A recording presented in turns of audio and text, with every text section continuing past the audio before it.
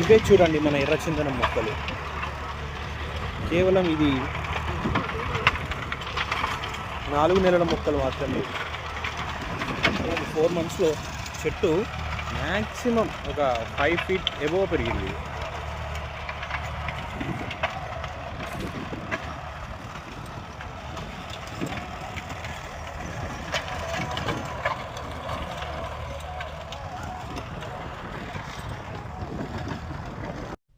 ఆంధ్రప్రదేశ్లో ఇకపై ఎర్రచందనం చెట్లను రైతులు తమ సొంత ప్రదేశాల్లో కూడా పెంచి ఎగుమతులు చేసుకునే వెసులుబాటు లభించింది.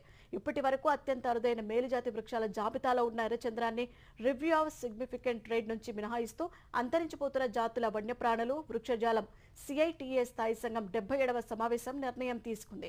ఈ మేరకు కొంతకాలంగా భారత్ చేస్తున్న విజ్ఞప్తికి అంగీకారం తెలిపింది.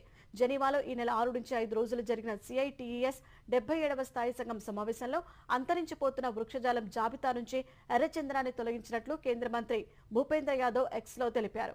ఆంధ్రప్రదేశ్లోని కొన్ని జిల్లాలకు మాత్రమే పరిమితమైన ఎర్రచందనాన్ని అంతరించిపోకుండా కాపాడుకోవడం సహా రైతులకు అధిక ఆదాయం సమకూర్చే వనరుగా ఉండేందుకు ఈ నిర్ణయం తీసుకున్నట్లు పేర్కొన్నారు. ఇకపై రైతులు తమ సొంత భూభాగంలో ఎర్రచందన చెట్లు పెంచి ఎగుమతి చేసుకోవచ్చన్నారు. ఇది రైతులకు సుస్థిర ఆదాయ వనరుగా ఉంటుందని, ఎర్రచందనం ఎగుమతికి ఇకపై ఎలాంటి నిబంధనలు ఉండవని భూపేంద్ర చెప్పారు.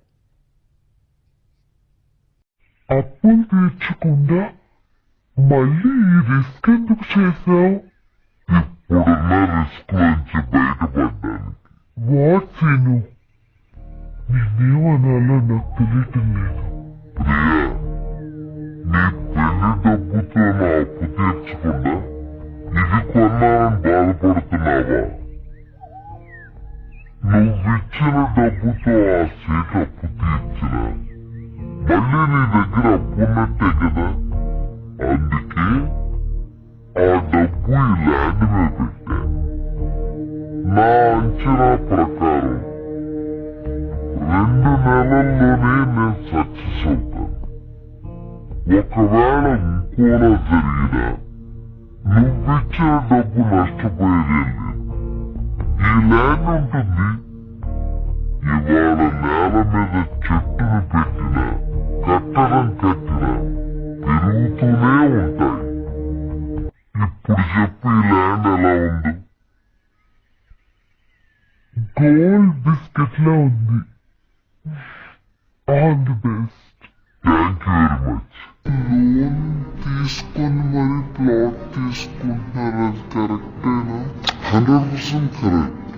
100% లోన్ తీసుకో. 60%, 70% తీసుకొని